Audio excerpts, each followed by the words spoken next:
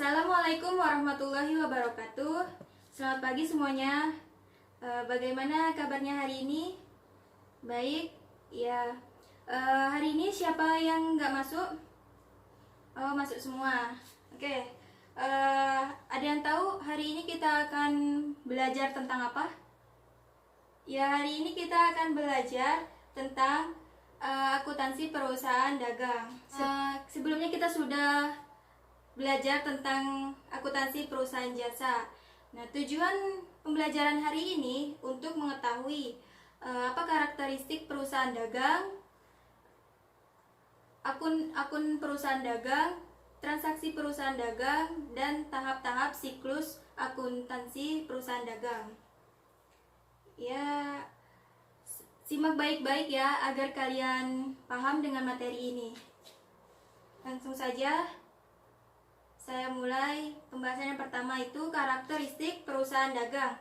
Perusahaan dagang itu sendiri adalah perusahaan yang kegiatan usahanya melakukan transaksi pembelian barang dagang, kemudian untuk dijual kembali tanpa mengubah bentuknya. Perusahaan dagang ini memiliki kegiatan utama memperjualbelikan barang dagang. Barang dagang ini dapat berupa bahan baku, barang setengah jadi, atau barang jadi. Contohnya itu perusahaan dagang yaitu toko swalayan, plaza, atau toko-toko barang grosir. Selanjutnya, perusahaan dagang ini memiliki karakteristik yang berbeda dengan perusahaan jasa dan perusahaan manufaktur. Oleh karena itu, siklus perusahaan dagang ini memiliki karakter khas yang hanya dijumpai dalam perusahaan dagang. Berikut karakteristik dan kegiatan utama perusahaan dagang. Yang pertama, melakukan transaksi penjualan barang dagang, baik secara tunai maupun kredit. Yang kedua, melakukan pembayaran utang usaha yang terjadi akibat adanya berbagai transaksi dalam aktivitas perusahaan. Yang ketiga itu, menerima pembayaran atau pelunasan piutang usaha yang terjadi akibat adanya berbagai transaksi dalam aktivitas perusahaan. Yang terakhir, melakukan penyimpanan barang dagang selama belum dijual dan diserahkan kepada pembeli. Selanjutnya, ada transaksi perusahaan dagang. Transaksi-transaksi yang sering terjadi perusahaan dagang yaitu yang pertama, pembelian barang dagang secara kredit, pembelian barang dagang secara tunai, retur pembelian barang dan pengurangan harga, potongan pembelian, beban angkut pembelian, penjualan barang dagang secara kredit, penjualan barang dagang secara tunai, retur penjualan dan pengurangan harga. Yang terakhir, potongan penjualan. Selanjutnya, ada akun-akun pada perusahaan dagang. Ada yang tahu akun-akunnya apa saja? Nah, dalam perusahaan dagang terdapat akun-akun yang belum ada di perusahaan jasa. Antara lain, yang pertama itu akun pembelian. Akun pembelian ini terjadi karena perusahaan membeli barang dagang dengan tujuan untuk dijual kembali. Contohnya itu seperti perusahaan membeli peralatan. Nanti di jurnal pembelian itu ditulis akun peralatan. Yang kedua itu akun penjualan. Perusahaan ini menjual barang dagang dengan tujuan memperoleh laba. Selanjutnya ada akun retur pembelian dan pengurangan harga. Ini terjadi pembeli mengembalikan sebagian barang yang telah dibeli atau sebagian yang rusak. Jadi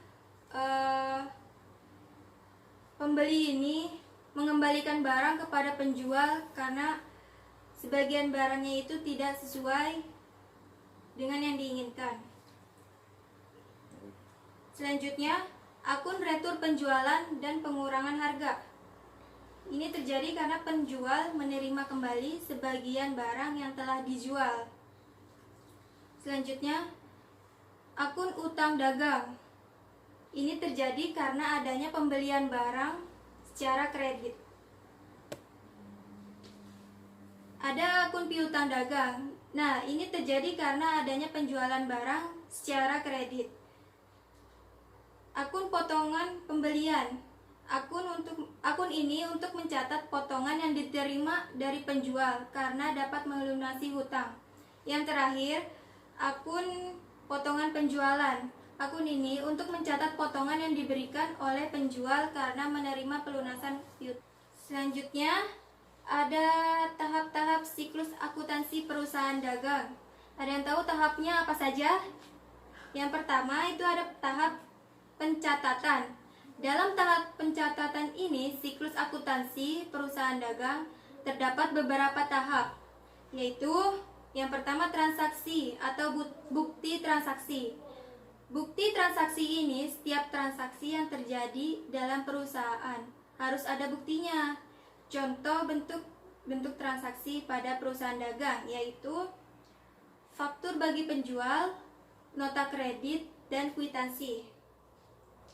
Yang kedua itu ada mencatat transaksi ke dalam jurnal umum dan khusus. Jurnal umum secara umum akuntansi perusahaan dagang tidak jauh berbeda dengan akuntansi perusahaan jasa. Perbedaannya terletak pada kegiatan atau proses akuntansi yang dilakukan kedua perusahaan tersebut. Yang ketiga ini ada tahap pencatatan transaksi ke dalam jurnal khusus. Bila transaksi keuangan yang harus dicatat relatif banyak dengan frekuensi yang sering dan berulang-ulang, maka pencatatan akan lebih efisien menggunakan buku harian jurnal khusus.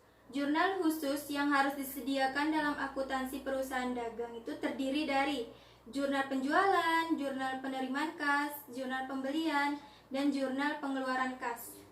Selanjutnya, tahap keempat ada buku besar pembantu. Buku besar pembantu ini terdiri dari dua, buku besar pembantu piutang dan buku besar pembantu utang. Selanjutnya, ada tahap pengiktisaran yang termasuk dalam tahap ini. Yang pertama itu neraca saldo. Kedua, jurnal penyesuaian. Ketiga, kertas kerja. Nah, yang selanjutnya tahap pelaporan keuangan. Tahap pelaporan ini meliputi hal-hal sebagai berikut. Yang pertama, laporan laba rugi, laporan perubahan modal, neraca, dan laporan arus kas. Selanjutnya, ada penutupan siklus akuntansi perusahaan dagang. Terdiri dari jurnal penutup dan jurnal pembalik. Cukup sampai di sini materi yang saya sampaikan. Saya akan memberikan soal untuk kalian kerjakan di rumah. Ini soalnya. Nah, sampai ketemu. Kesimpulan dari pembelajaran hari ini yaitu akuntansi perusahaan dagang ini memiliki kegiatan utama yaitu jual beli dan memiliki karakteristik yang berbeda dari perusahaan jasa dan perusahaan manufaktur.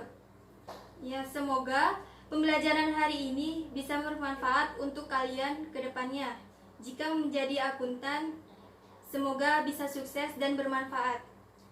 Cukup sekian pembelajaran hari ini. Terima kasih. Wassalamualaikum warahmatullahi wabarakatuh.